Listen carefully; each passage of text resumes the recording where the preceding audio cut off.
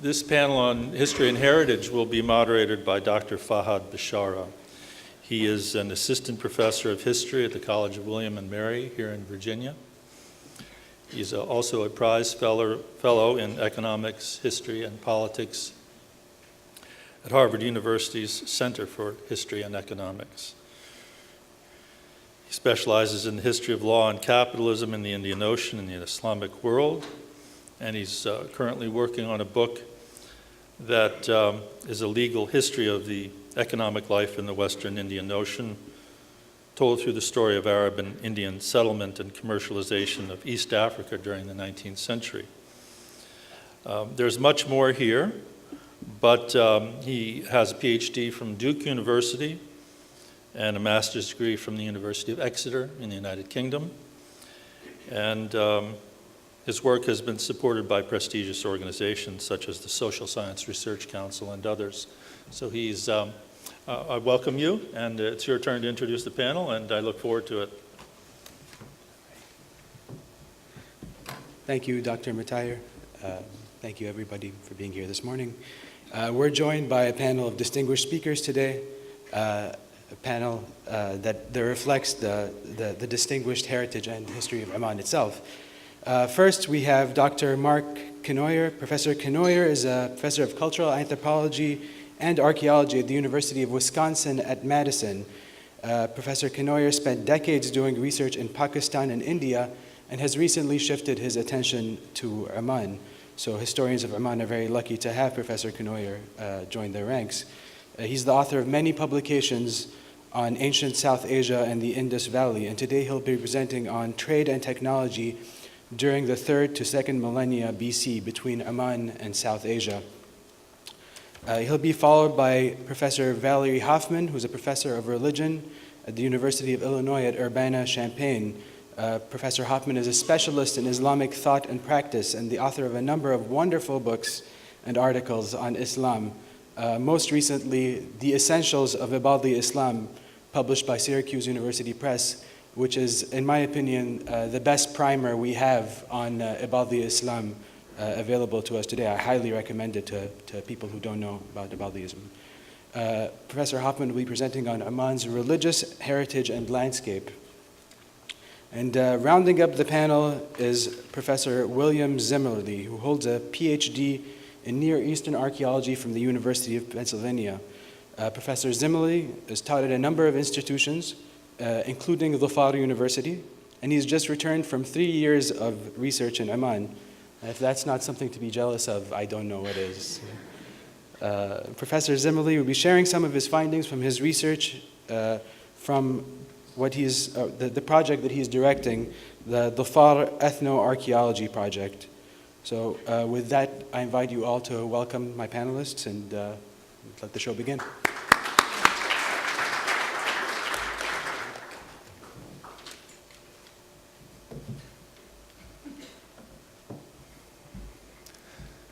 Distinguished scholars, guests, and excellencies, it's a great honor for me to be able to present today work that I've been doing in Oman with sponsorship from the Sultan Qaboos Cultural Center. And also, I want to thank especially the Embassy of Oman for inviting me to give this opportunity to talk about archaeology. It's not often that archaeologists can talk to people about the history of the world. And so I'm going to take a few minutes of your time to help you understand the depth of Omani interactions. It started long before 1700, and we can go back much earlier, and that's what I would like to present today. I also specifically want to thank the staff from the Sultan Qaboos Center, and also both in the US and also in Oman, and also the Director General of Archaeology and the Director of Archaeology and Excavations, and the Oman National Museum directors, because these people made it possible for me to study materials that have been excavated in Oman for the last 30, 40 years. And I want to thank all the many different projects, international projects and Omani projects that have been working to excavate this region and understand its history. This is a very commendable strategy to understand the history of Oman, because without history we don't know who Oman is or what Oman is. And this heritage is being very rapidly destroyed because of development of roads and dams and other kinds of things. So it's very important that this is preserved. And I want to thank the departments who are responsible for preserving and collecting and collating this heritage. The National Museum of Oman has just opened, and if anybody's going to Muscat, please do go see it. It's a very wonderful new establishment. The study of Indus civilization and Magan or Majan, depending on how you pronounce it, is something that has been investigated for at least the last 100 years, because Indus civilization and Mesopotamia were two regions that we knew had contact, and Majan falls right in between them and is the region from which people were trading between these two major urban centers. In the past, people didn't realize that there was actually a lot more contact than we're finding today. So it used to be thought that there was very limited contact, but now, and I will present in my lecture today the important new evidence for intensive interaction, not just during the third millennium, but possibly much earlier. And this set the stage for what I think we see today, which is going on in the same region. We can only study these civilizations from their material culture. We have no written records. They did have writing, but we can't read it. So it's an undeciphered script, and it's something that was still a mystery. For those of you who need a chronology, I just thought I would put this slide up. I won't spend much time on it. But basically, as Mesopotamian urban civilization was evolving, Indus urban civilization evolved at about the same time. And in between, we have the similar developments in Oman, which we can call the Magan civilization or Ummanar culture, where we have large chiefdoms and tribal communities developing that control trade, and also marine interactions between the Indus Valley, the Arabian Peninsula, and Mesopotamia. Most people think of that this started only at about 3000 BC, but my own research back in the 1980s, looking at shell, something that most people don't pay a lot of attention to, found that we have shells in the middle of Pakistan at a site called Mehergarh that probably came from Oman. And these shells could have only come by sea traders going back and forth across from Baluchistan to Oman and then coming back and forth in this region. We also have evidence for shells from the Indus Valley coming to Oman in the form of bangles that were worn by fisher communities living in a place like Ras Al Hamra, which is right next to the Crown Plaza Hotel today. So excavations in that area have found some very important evidence. I won't talk about that, but I want to move on into the third millennium when we have some really clear evidence from textual material in Mesopotamia that the Indus Valley was sending commodities from what is now Pakistan and Western India through the Gulf to the cities in Mesopotamia. Timber, grain, vegetables, fruit, textiles, gold, tin, carnelian, monkeys, peacocks, hunting dogs. A huge list of materials was going from South Asia to the consumers in Mesopotamia. And the people who were facilitating that appear to be the people living in the eastern peninsula of Arabia, and that is UAE and Oman. The Indus Valley was also receiving things back from this area. Copper, shell, and other commodities, possibly dates, were coming back from this region. The important sites that we've been looking at and scholars have been studying include the sites at the very tip of the peninsula, Ras Al Had, Ras Al Jins, sites in the interior, Salut, Bisya, Maisar, Bat, and then in the UAE, Hili, and Ummanar. Ras Al Hamra, right next to in Muscat, is also an area where we have evidence. The people of Oman clearly had their own cultural identity at this time. They had developed ways to write. We have some possible writing on seals.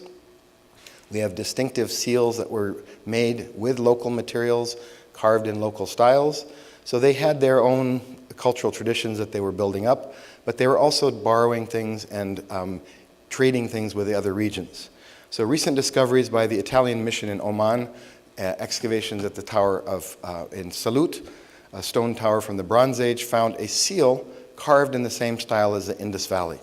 This discovery is extremely important because it shows that not only were the local elites carving styles of seals in their own style, but they were bringing craftsmen from the Indus Valley to carve seals using Indus technology. And this would be the first evidence of Indus carvers coming to Oman to carve their writing as well as some of their forms. We also have ornaments coming in. Now, carnelian is one of the most valuable beads found in antiquity. It's found in the royal tombs of Ur. It's found throughout the Indus Valley. And these types of beads were being made in the Indus Valley and traded from Gujarat and from Sindh to Oman and then on into Iran and to Mesopotamia. Recent discoveries that I've been doing in Oman suggest that some of these beads may have actually been made in Oman. So they brought the raw materials from the Gujarat to Oman and maybe have processed them and manufactured them there. So this is changing our perspective of Oman as not just being a middle place, but actually a place of production. We also have one of the main reasons why people were interested in Oman, which is copper. And copper production from Oman has been studied for many years, and we can trace the movement of copper from one region to the next, and we can see a very distinctive pattern of movement from Oman to other areas in the subcontinent as well as in Mesopotamia. One of my recent studies in Oman was actually to take copper from Oman and smelt it and try to understand the technology used in production. So I was fortunate that the Mawarid mining company allowed me to use some of their ores. We set up a furnace in Wadi Azaiba, right in Muscat, and then we smelted it there, and we were able to create pure copper, which was analyzed by Sultan Qaboos University. And this copper has very high percentage pure copper with a little bit of nickel, which distinguishes it as something from Oman. And this compares with material from the Indus Valley, which shows that much of the copper in the Indus Valley came from Oman, and along with it, possibly the technology of copper working. Pottery styles are also something that we see. Indus pottery was coming to Oman, and we see evidence of potters from the Indus Valley coming to Oman and setting up workshops to supply these types of vessels for merchants from the Indus Valley as well as Omani communities who were using this type of these vessels. So basically, in conclusion, the patterns of trade that we have show that Oman was a center of major maritime trade networks that connected South Asia to Arabia and beyond. These cultural interactions clearly played a role in later networks that continue to the present day. Thank you.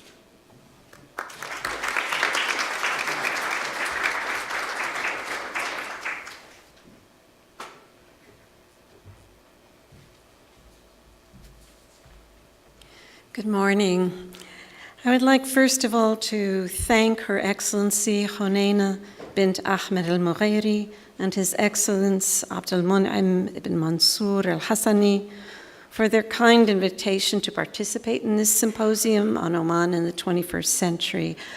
I am deeply honored by this opportunity to speak. Oman is a unique country that cannot fail to captivate all who visit it. Its people are unfailingly polite, and its landscapes are often breathtaking. For scholars of Islam, it is a country of special interest because it is the only country in the world where a significant proportion of the population adheres to the Ibadi school of Islam. Ibadism is the only surviving sect of a very old branch of Islam that is distinct from both Sunnism and Shi'ism. In matters of religious devotion, law, and theology, Ibadism shares much with the other branches of Islam.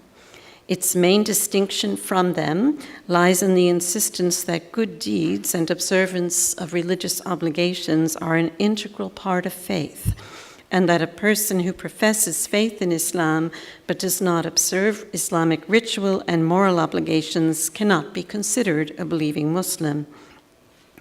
In classical Ibadi doctrine, only pious and moral Ibadis could be called Muslims or believers, but non-Ibadis, who call themselves Muslims and pray in the Muslim fashion, facing the direction of the Kaaba, were recognized as monotheists, as part of the Muslim community, the Ummah.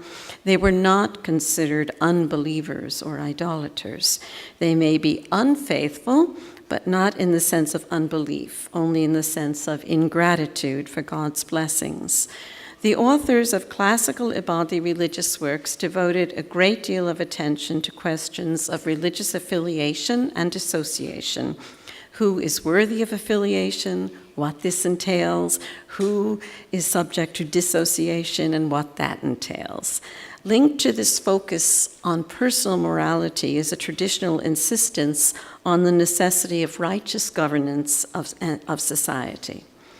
Despite a theology that embraces a theoretically exclusive doctrine of who is worthy to be called a Muslim, which might make one expect tendencies toward violence and intolerance, Ibadis have been both tolerant and cordial to non-Ibadi Muslims and indeed to non-Muslims.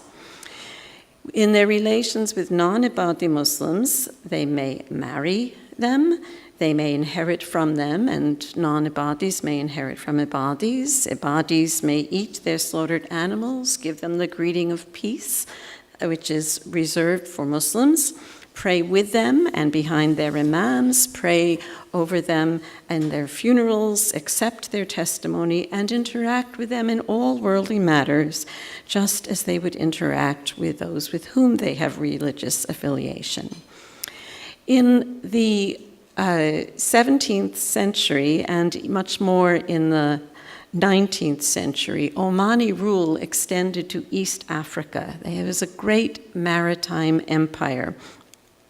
In East Africa, Ibadis found themselves a small minority amidst a population that was overwhelmingly Sunni, but also included significant numbers of Shia, Hindus, and others. And you can find all these in Oman itself as well. By the late 19th century, Ibadis and Sunnis in Zanzibar were studying together and adjudicating court cases together. The well-known Omani poet Abu Muslim al-Bahlani, who lived from 1860 to 1920 and who lived in Zanzibar for most of his life, wrote a textbook for beginning theology students that takes the form of a student's questions and a teacher's answers. At one point in the chapter on the rules of affiliation and dissociation, the hypothetical student worries that his heart will incline toward a non-Ibadi who is kind to him. The teacher reassures him, natural love does no harm unless it becomes religious affiliation. There is nothing wrong with being polite to someone while inwardly maintaining religious dissociation from him. After all, he adds, the Prophet was courteous to everyone, believers and unbelievers. This permission to feel affection for non-affiliates, and in Zanzibar, Ibadis and Sunnis often formed strong friendships, appears to contradict the teachings on this subject by medieval Ibadi authorities, but it is typical of modern Ibadi thought. Despite the importance of Ibadism in Omani history, in present-day Oman, under the leadership of His Majesty Sultan Qaboos ibn Said, there is no public promotion of Ibadism at the expense of any other branch of Islam. All are treated equally. And there are no sectarian identifiers or teachings that are allowed in mosques or public schools. The Ministry of Heritage and Culture has an active publishing program that includes many Ibadi works, as is fitting considering the role of Ibadism in Omani history and culture. And as a scholar of Islam, I'm very grateful to that publishing program. And I hope that scholars of Islam who have often ignored Ibadism will include it more in comparisons and discussions of Islamic thought. The Mufti of the Sultanate, Sheikh Ahmed ibn Hamad al-Khalili, has vigorously defended Ibadism from occasional unjust attacks, but he considers the differences between Ibadis and other Muslims to be insignificant and avoids discussion of sectarian differences unless compelled to do so. Ibadis are also well known for their good relations with non-Muslims. Oman and its territories have long had a significant population of Hindus, and when Omanis ruled the Swahili coast, British officials were deeply impressed by the ruler's tolerance. Sayyid Said, who ruled Oman and Zanzibar from 1805 to 1856, instructed his governors to respect the religious customs of the people they ruled and prohibited the slaughter of cows in Hindu quarters out of deference to Hindu religious sensibilities. Sayyid Barqash ibn Said, who ruled Zanzibar from 1870 to 1888, approved the building of an enormous Anglican cathedral in the center of town, and British and French missionaries were allowed to function freely in non-proselytizing capacities among Muslims. In Oman today, Hindus and Christians are active at all levels of society and are free to build houses of worship and practice their faith. The Ministry of Religious Affairs publishes a journal called Tafahum, Mutual Understanding, to promote interfaith understanding and, in cooperation with the Reformed Church of America, sponsors the Al-Amana Center for Interfaith Dialogue and Cooperation in Muscat, which, among other things, introduces delegations of often very conservative Christian students and American officials to Oman's religious and cultural landscape. I am not aware of any other country in the Middle East that has achieved such a high level of cordial and even warm interfaith relations in a region that is increasingly torn by brutal sectarian violence. Oman presents a refreshing contrast, a people who are both hospitable and religiously devout, manifesting the spiritual courtesy, adab, that many Muslims believe to be the hallmark and heart of Islam. The Omani balance between religious tradition and social cosmopolitanism is something of which Omanis may justifiably take pride. And thank you.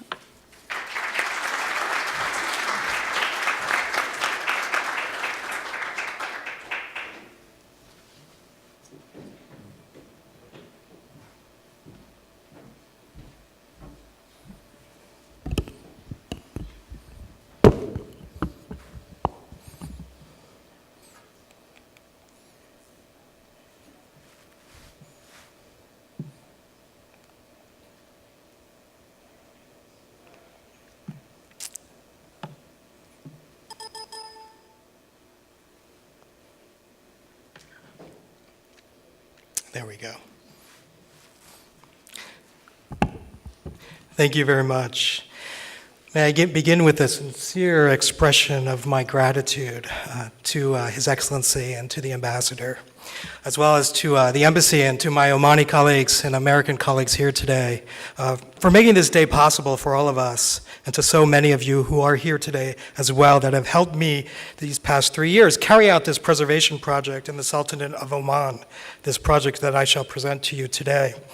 It is indeed a distinct honor to be here and a privilege to be here with you. The importance of Omani incense burners probably does not need any explanation or defense today. Most of you understand the concept of an incense burner, which lies right before you in the middle of your table, as something that holds a sweet aroma. However, how we define it, and we'll come back to this issue of definition in a moment, but how we define it, defining it in rigorous terms, where it went, determining where it came from, where it went, how it evolved, has been until now full of scholarly uncertainties. For over a century, Middle Eastern scholars have had to deal with pre-Islamic cuboid incense burners since their discoveries in early 1900s, when they were first labeled just four-legged troughs. When found in the first field seasons in Mesopotamia at Ur, the famous site of Ur in 1922, the famous archaeologist Leonard Woolley identified them simply as clay stands, then as clay caskets, and these are his original notes, which you see here, and then as stools. By his 1931 field season, at that point, he really did identify or confirm their identification as incense burners. And this, in part, he wrote in his notes that they were so common in the later periods that fact alone suggested that there must have been some new ritual that had emerged into the region. By the ranges that he discovered them, this ritual, judging by them, was much more of a domestic one. Although barely a trace of this type of object in historical texts, he might have been convinced of this fact by the very famous scholar at the University of Pennsylvania Museum, Leon Legrand's work, where he identified these objects as nigtu-na, the Babylonian word for incense altar. And for Legrand, these were objects from Mesopotamia, from under the influence of Assyria. But by the 1940s, regardless of where researchers fell on the question of who made these objects, all seemed to agree that they were used as smoking, burning boxes, signified by the German word Ratterkasten. Since the 1970s, there's been a little bit of scholarship that has been in response to the probably father of archaeology in America, W.F. Albright, who wrote a very famous article. In that article, he suggested that these objects, these portable objects, were just secular articles for women to perfume themselves cosmetically, and only women, never used by men. Albright did this analysis by first applying an ethnographic narrative to a 19th century Sudan picture, and to my knowledge, he actually never went to the Sudan. He just grabbed one of the narratives out of the textbook and then used it to define how the object would have been used. And he did it with this one actually having the words written in Aramaic, the word for frankincense, lebanatu, inscribed on it, and he compared this object with the types of incense burners we find in South Arabia. These objects often inscribed with all the different types of names of aromatics from Arabia and beyond, probably from India as well. A few of them have the words frankincense written on them. Albright's conjectures, however seemingly sound on their surfaces, unintentionally led to an erroneous label of these objects in scholarship as secular Persian-type burners, because they were mostly found in the augmented Persian period. So much of my work the last 3 years has been focused on looking at the spread of over 400 of these incense burners in the pre-Islamic period, which they peak by the middle of the first millennium BC, clarifying the relationship between cuboid incense burners and cuboid incense users. In other words, tracking the where and when of objects that now we generally believe reflect the spread of Arabian trade, if indeed trade in these objects even existed. To be sure, cuboid incense burners have a much longer history in the ancient Near East, well before the rise of the augmented Persian period. Excavations in the 1990s on the coast of Ras Al Jins, a seasonal fishing town along the northeast coast, have provided the earliest evidence for the first four-legged cuboid form, which was crafted near the end of the third millennium BC in a shape that is probably the most functional way to burn frankincense. And this is not only the oldest cuboid incense burner from the entire Middle East, but it's also a fully intact exemplar from a well-defined and clear archaeological context. And archaeologists, we like well-preserved contexts. The object was discovered in a deposit beneath and sealed by a layer of bricks and clay from the fallen walls surrounding it. And carbon dating reinforces the actual dating of this find to the late third millennium, 2250 BC, so quite early on. As well, I should add here that the lab report confirmed that it is indeed Paswal Sakra, frankincense, that was burned inside the object. Now, when the object was found, the excavators looked to their Omani workmen, who immediately recognized it as the shape of one that has endured until the present day. They called it by its modern words, nomenclature, a mabkhara, mijmara, and they passed it to one another, making the fanning gestures that one makes in Oman while pretending to fan incense with the traditional Omani gestures. And this is a 3D scan. We were able to scan the object at the National Museum, and so I thank the National Museum for allowing us to do this, and you can actually get a part of it today, see a part of it.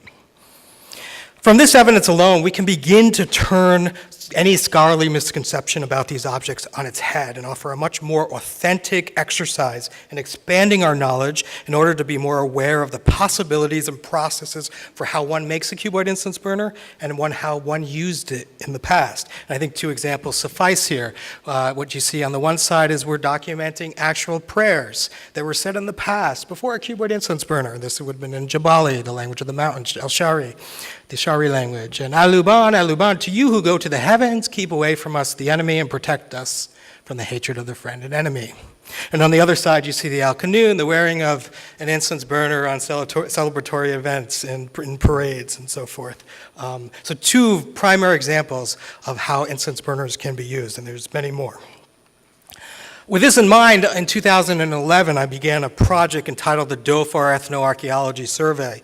And ethnoarchaeology refers to the study of contemporary cultures with the aim of understanding the relationships that underlie the production of material culture. So using observational methods, we conduct research, producing analogies that help us understand the past. The main idea was to conduct interviews where frankincense and myrrh are cultivated. This region where environmental and cultural factors favor the development of this domestic craft ceramic tradition is known also for its terracotta cuboid incense burners. And I just want to emphasize here, this is the typical form you find in Ethiopia. So there really is a very unique form. We can actually draw a circle right there on the bottom of southern Oman where you find this cuboid form made from clay. So it's a very isolated area, Dhofar, the Hadramaut. These forms, at least we know from excavations conducted in the Hadramaut date, at least to the 15th century AD, which you can see on the top with their handles. The idea here was that what we had was similar forms from in the present, like the past, that were used to burn a similar material. So over 3 years of work was done, and the project has become a truly collaborative project with the potters. I'm proud to say that. We've worked in every area of the Sultanate to date, and there's wonderful anecdotal stories that we have. I hope you'll reach out to me at some point today, because I love to tell about them. But we have a full group of team members, Omani men and women who are working on the project now as translators, as helping me collect more data. We began interviews in mostly craft centers. We were told at first, oh, you'll never be able to get into people's homes. Well, I'm proud to say by now we're actually working in the homes of Mirbat, and we've primarily focused on the stages of production, from the initial stage of potters collecting clay at different jebels and wadis to the actual using the clay to build a model, to the rolling out of the clay, to the molding, to the pinching into a box, to the pinching and molding of the architectural features of the incense burner, to the cutting of the box, and then right down to adding accoutrements such as handles to the incense burners. What we also spent a lot of time understanding was how designs are made, right? And the potter usually works from the right to the left. This central area of the incense burner itself is the primary central field of view. That's where a potter would put the most important information. So this is why, for example, you often see today, because of strong nationalism in the country, you'll see the Omani flag right there in the center of the incense burner. And this is just as the past in the sense that that area is where you would put the most important information. So the potter either works from the perimeter first and then chooses her designs for the middle, or she works from the right to the left, using either a wooden tool or a seashell, or nowadays even pieces of modern tools. And here you see another example. Now, one of the most important designs that we encountered was this dot and circle design, which has a very old history in the Sultanate of Oman. And so here you see in Mirbat one of their potters actually producing this design. And we have hundreds of hours of videotapes of pottery making. So we're now able to even track the way potters are trained from one teacher to another.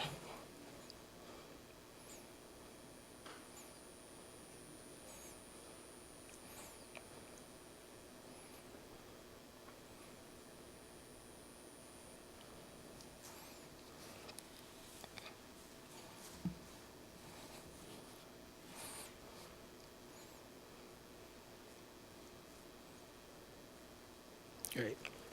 Now that's on the eastern side of the Dhofar. I'm glad to say that we've also worked on the western side of the Dhofar, and they're very distinct. We actually get a different vocabulary for the pieces of the burner, for the types of how a burner is made. And when we moved as close to the border of Yemen as possible, things got very interesting. As I said, the most important place that a potter can incise a message on an incense burner is in that central field of view. Well, if you flip an incense burner over, that's sort of like the potter's mark, and there are very special workshops on that side of the Dhofar where we're seeing very unique styles right before our eyes, as well as also sizes. Sizes are different over there, with very small incense burners being made. Now, we talked a little bit about the history of the cuboid incense burner, placing emphasis on Oman as the first cuboid incense burner in all of history. We talked a little bit about the ethnography. Now I just want to return in the final moments of this presentation to the idea of traditional designs and traditional tools once again. Now, when we went to the dhofar, I wanted to spend a lot of time trying to understand this pattern, the dot and circle pattern that we find. That's a very old pattern. So we returned back to our potter here. When I asked her about this dot and circle pattern, I said, where does this come from? How do you make it? She said to me, oh, I learned it from my grandmother.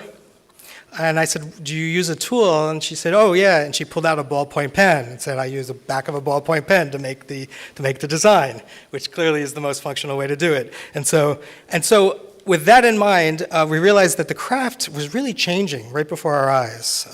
It's not necessarily endangered. I think there's actually more potters today who make the cuboid incense burner. But the way they make it has really drastically changed. So we spent some time working on the other end of the Sultanate, the area of Lima in Musendam. And we did this because Lima is one of the most remote areas in all of the Sultanate of Oman. It can only be accessed by boat or by helicopter. And with the Omani Air Force's help, we actually made it into Lima itself to work with the potters there. What happened there was very interesting. Now, the form isn't a cuboid form, but what they have retained is that the original tools that were used to make sort of rocker stamping on the forms. And well, we've actually been able to document over 20 different tools of this type, right? The potters there, the numbers are much smaller, probably only 12 left. They talked to us about having 50 or 60 at one point. And so up in the area of Lima, I think we're really reaching an area of an endangered craft. And so this project has focused a lot of attention up there as well to document this craft before it's too late. What we're doing in the next season, our fourth season, is we're continuing to look at cultural continuity and change. New designs are emerging. You'll see one right here. Potters have discovered glitter. They've discovered everything from a local craft store. The one with all the nice, shiny, glittery objects on it is what one would usually have at a wedding. But visit us. We're on the web now. And that's, if you can pull up that website. There we go. We're fully on the web now. This is our debut, actually, the dhofar Ethnoarchaeology Project. You'll be able to go to the website. We'll be updating it in the next 6 months with more information. But our videos are up there, our narratives are up there, our project team members are up there. And I'm just proud to say that this is your heritage, Oman, and I'm proud to say that I've been a part of documenting it, honored and humbled by such a wonderful craft in the Sultanate. Thank you very much.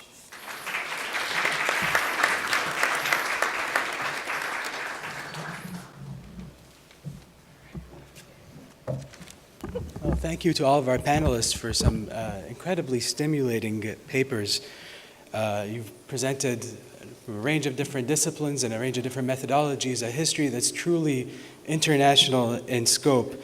And I want to mention that it's only fitting that we're presenting this today on the same day that in Muscat they're also having an international conference on the voyage of the Sultana from Zanzibar to New York. So a truly global discussion that we're engaging in this morning. Before I open up to questions, I'd like to exercise the moderator's prerogative and ask my own question to the panelists. Of course, it's very difficult to synthesize all of these very different papers and to try to generate one question from them. So I'll just try to be as general as possible and ask my panel to reflect on a question that I myself have been grappling with, and maybe our audience is interested in. So in the American Academy, at least historians in the American Academy, we're often asked to teach courses on this thing they call world history, and often I wonder what world history even is. But generally, I think it's broadly understood to be a history of trans-regional connections, global processes, etc. So my question to all of you, reflecting on your own research and within your own disciplines, is how might we think of the history of Oman as being somehow representative of or a part of this thing we call world history? How does your own research help you place Oman within discussions of world history? And so if I could just ask maybe a minute or so from each of you to reflect on that. I'm sorry, it's a bit of a, I didn't mean to surprise you all with a question, but I thought I would. A question from a historian to a bunch of non-historians. Of course. Thank you. Actually, one of the hats I wear is at the University of Illinois I'm the director of the Center for South Asian and Middle Eastern Studies. And being director of a center that deals with these regions has, of course, led me to think a lot about the interactions, and it was great to hear about that. And we just held a conference in October on the Indian Ocean and a teacher's workshop on integrating the Indian Ocean into world history courses.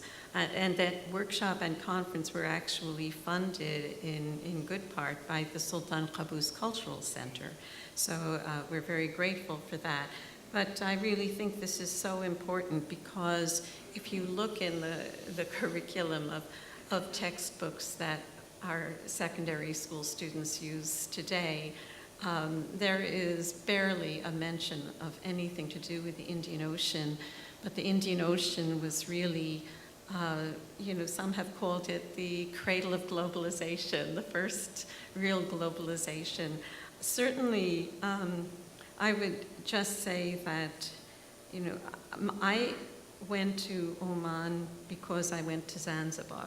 I had first gone to Zanzibar after I had finished 2 big research projects in Egypt and wanted to do something very different. So I went to Zanzibar and was going through the Arabic manuscripts and the archives there, and I was already a tenured professor, thought I knew all of the great thinkers, and here were these people I'd never heard of before mentioned in this, and I realized these are Ibadi texts. And I then looked for scholarly literature on what Ibadis believe, and I found that there's nothing in English, which was really why I ended up writing my book. So, but it was such an opening to me to see the extent to which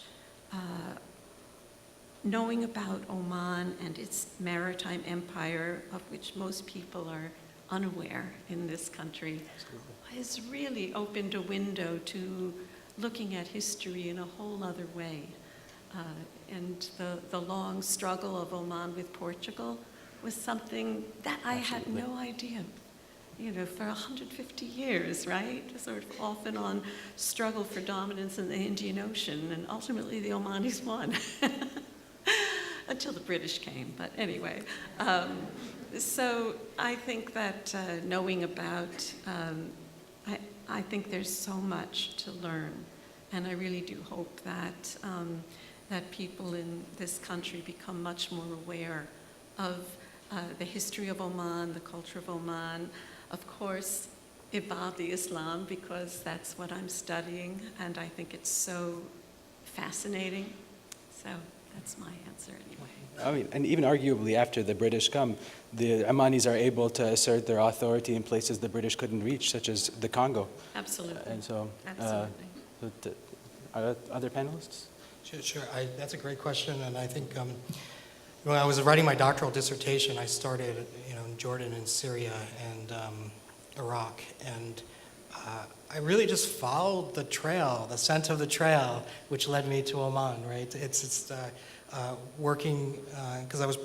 It's hard to find scholars in the United States who can train archaeologists in Omani archaeology, and so most of us get trained in something like Mesopotamia or the other part of the Near East. And but again, it was just following the lead, and it brought me to Oman. And then it's rare to find an object that you studied in the past, that was made in the past, that's still made today, right?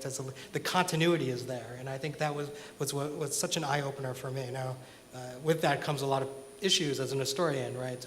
In no way do we ever want to say the present is like the past, right? But at least it opens us to the idea that we need to take Oman very seriously, the Oman studies very seriously. And when we look back at the archaeological tradition and record, I actually think Mark said it in his talk as well, when you look at the Mesopotamian texts, it looks like a lot of things are either coming from Oman or coming through Oman, right? And I think this is why Oman is very important for archaeologists. Thank you. Mark? Yeah, I'll just add that I didn't cover the first 2 million years of human history because I was given 10 minutes. So this out of Africa models, whether you believe it or not, and I don't, there's an out of Asia model, and if anybody's going back and forth, you have to go through Oman. So this area has been a crossroads for over 2 million years of interaction of human populations. And I think that there's a lot more that can be said about it. My first exposure was when I was excavating a site near Karachi, and the local fishermen said, "Oh, we go to Oman all the time. That's where we smuggle all the electronic goods from," because they just get in their boats and they go there and they come back to Karachi and sell the stuff.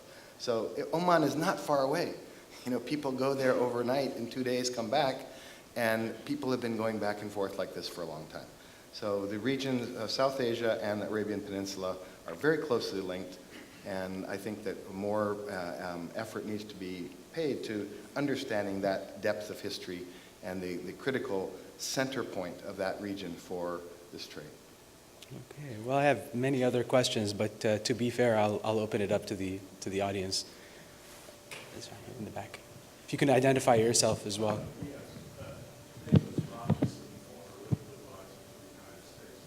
State and a member of the board of the Middle East Policy Council. Thank you very much for that very interesting panel. I have two questions. As someone who spent a lot of my life in the Middle East, I had never heard of a separate branch of Islam, separate from Sunni and Shia, and I'd be interested, what is the origin, and is there a separate successor to Muhammad whom the Ibadis follow? And then lastly, maybe this is more for the ambassador or for the minister, is there any possibility that the government of Oman could act in a way and serve to bring the Sunnis and Shias together?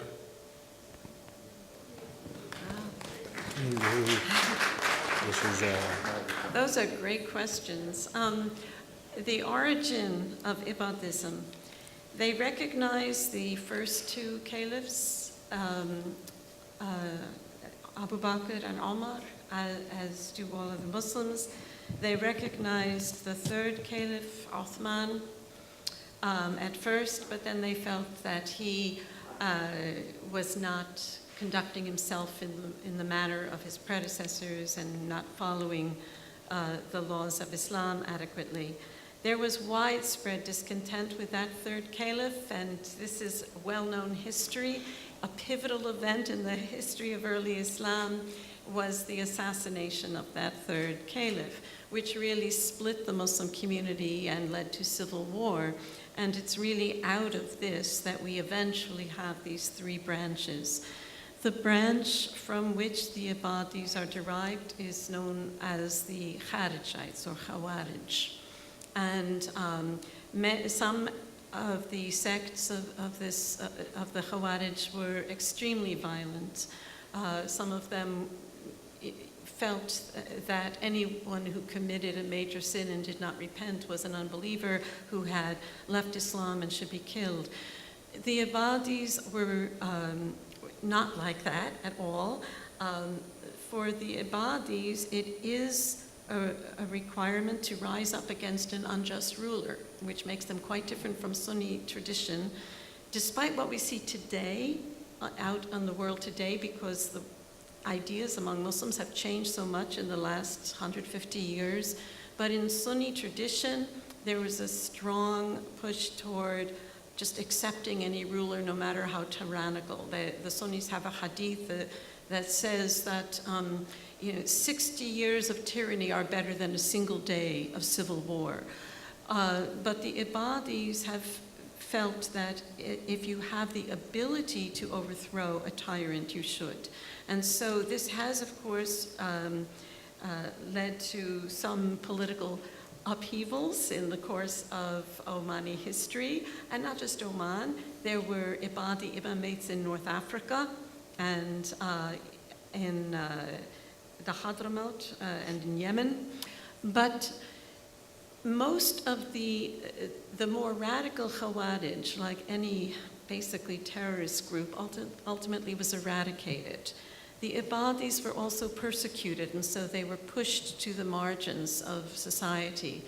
Statistically, they may be considered insignificant, fewer than 1% of the world's Muslims. But I believe that from the vantage point of history and understanding the breadth of Islamic thought, they're very, very important. I think the question you raise about serving as a mediator between Sunni and Shia Islam, already Oman is serving, as we know, as a mediator between the United States and Iran, but also in other local disputes. And I do think that the approach of Sultan Qaboos, which de-emphasizes any difference between Sunni, Shia, and Ibadis, is of course very helpful. And so I guess that's probably what I would say at this point. Thank you. Any other questions? Or the second? Sorry. Professor Anne Rasmussen, College of William and Mary. My colleague. Hello, good morning. Thank you for a wonderful, wonderful panel. Dr. Hoffman, along with Dr. Bishara, I'm part of the Asian and Middle Eastern Studies faculty at the College of William and Mary, and in our core course, Oman is the jewel in the crown of teaching this kind of interregional approach to civilization and history and contemporary reality. My question is sort of for Bill. I'm an ethnomusicologist who's done research in Oman, and I'm wondering the UNESCO World Heritage Sites and the corresponding commission for intangible cultural heritage, which is not monuments, not castles, but local epistemologies or knowledge systems, music, dance, how to make an incense burner, is certainly making its mark for those of us who study culture. And I'm just interested to hear you talk, or any of the other panelists, on your view of the impact of the UNESCO Intangible Cultural Heritage Commission and I guess the infrastructure in Oman for mobilizing registers of cultural traditions, and there's a good debate going on, but it's certainly made a mark in our field. So I just wanted to hear you talk a little bit about that. Yeah, I think that's a great question, and it's certainly something we've been working on the ground. We've started some work in helping the various women's associations throughout the Dhofar. The craft itself is not, as I said before, it's not endangered, because again, there's more potters making it probably than any time in history.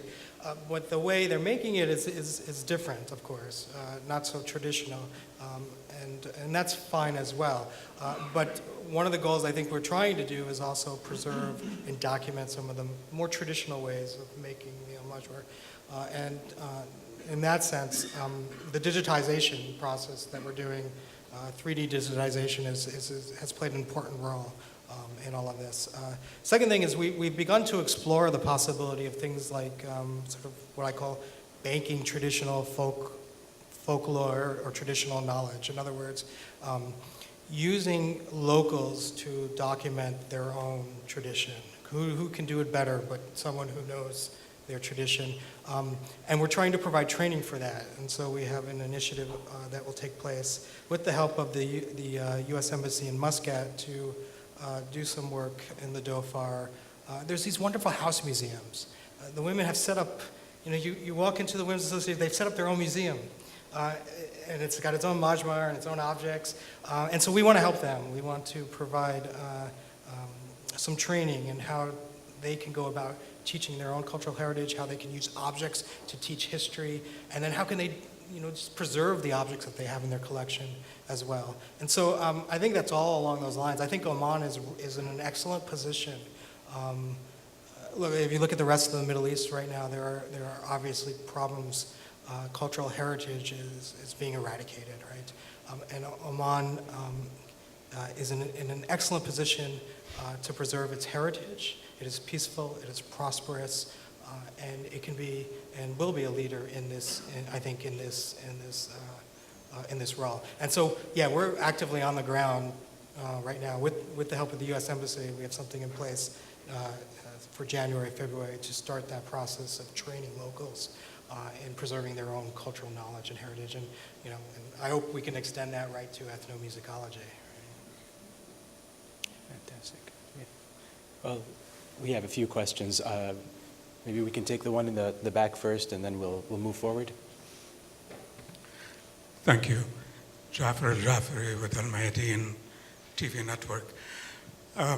With all due respect to my colleague to my left, earlier's question, I just want to make a short comment regarding the so-called struggle between Shiism and Sunnism in Islam. There seems to be a very fundamental drive in the United States to oversimplify these issues into binary formats, either or. I would just like to point out that in the 1960s, if I'm not mistaken, Al-Azhar did pontificate and accepted Shiism as a branch of Islam. And why would one want to go back to previous stages and resurrect what's been buried under the hatchet, so to speak? Thank you. Thank you. Maybe we can get the other questions as well, so that the panelists can just answer them all at once, at least a few questions. So. Hi, I'm Dr. Fromkertz. I'm on the Economic Development panel, but I'm also a historian, but I wanted to kind of tie these two panels together with this question of what does trade and commerce do in terms of all of your subjects, in terms of adapting a form of pragmatism? I think in order to engage in a long history of trade and commerce and that connectivity, there's a certain level of pragmatic emphasis that goes beyond ideological categories, that goes beyond maybe even some of the written sources that we have. And I was wondering if you could engage in that question. Thank you. And then if we could have the question in the front, and then.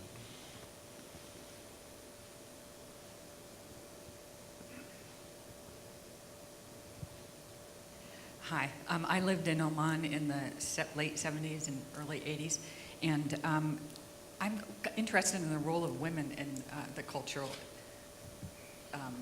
work of women in Oman. I was interested that potters were mostly women, and I was there when the first generation of Omani women got free public education, and just what is the role of women in this history? Maybe it's a whole panel. Okay. Well, I'll ask my panelists, maybe going from Mark downwards, to if you have anything to say, and if you don't, you could just punt to the next person. It's fine. I think that in 10 minutes we can't really talk about the kinds of things that you asked, but the landscape in Oman and the resource base in Oman is very different from the huge alluvial plains of Sindh and the Tigris, Euphrates, and Mesopotamia. So the kinds of things that can develop there are very different in the prehistoric period than what we see today. Today, with oil and with other types of commodities, like building dams and hydroelectric, there is a potential for anything in this region. Whereas in the third millennium, you had to figure a way to get water, you had to have fuel, you had to have food for enough people, and just maintaining a population was difficult. So the types of developments that we see happening today could never have happened in the third millennium. But the potential was there. I actually agree with the gentleman who said that here in America we tend toward this binary thinking and imagining that Sunnis and Shia are always battling with each other, and of course that is not the case. And really, since the late 19th century with the pan-Islam movement, there has been a tendency toward de-emphasizing differences between Sunnism and Shiism. And you mentioned Al-Azhar. Well, the current Dar al-Ifta, the headquarters of the Grand Mufti of Egypt, they have a staff of, thousands of muftis. And you can ask a question, a legal question. What a mufti does, a mufti is someone who answers questions about matters of Islamic law. It's sort of like rabbinic law, if you're familiar with that. It covers absolutely everything in life. And but what I found fascinating is that you can specify which school of Islam you wish to ask. You have your answer from, and that includes the Ibadis, it includes the Shia, and so I found that to be much more typical. In fact, I would say that personally, 30 years ago, I really thought Sunni-Shi'i differences were pretty insignificant, and that the fact that there has been this buildup of violence in places like Pakistan and Iraq is undoubtedly, especially in Iraq, where I'm more familiar with it, a lot of it is just, political. I mean, just as the war in Ireland was not a war between Catholicism and Protestantism, but had to do with allocation of resources or rights according to a religious affiliation, and that, of course, is the root of all of the so-called sectarian violence that we see in the Middle East today. So I actually agree with you on that. So. Bill? I'll address the question on the role of women, because I think the DOFAR is a very good area to address that question. Again, as I said before, all the potters are women in the DOFAR, and so we've often asked, what does the Majmar mean to you? Right, just the basic question, and most women will say, especially older women will say, one is, I'm keeping a long tradition that has been passed down to me. And number two, they'll say that this is a way for me also to provide a little income for my family, right? So these 2 points seem to be key. We spent a lot of time looking at the boundaries. How far can one go beyond then the cuboid form, right? And it seems to be the case that usually older potters, older women, will extend beyond. They're the ones who actually are quite fond of the glitter. There's 2 new incense burners out. One's a high heel boot and one's a burqa, right? And so these 2 incense burners these are usually older women who are making these forms. They're new forms, right? But I don't think at that point they're willing to take the step or the challenge, right? To try something new. We've also spent a lot of time seeing how crafts are being handed down from one generation to the next. And it'll be on our website soon, but there's a wonderful video we were filming one day. And I should add here that we had very strong protocols in place to, we usually photographed hands, right? I always tell the potters, we're about to make your hands very famous around the world, right? And so they get very excited over this.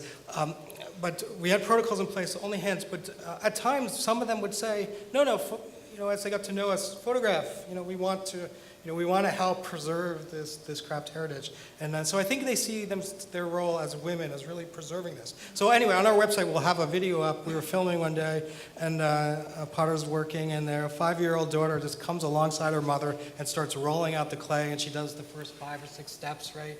No one's ever really taught her, but she's just done it by emulation, and so we've begun to see how this craft was handed down from mother to daughter, right?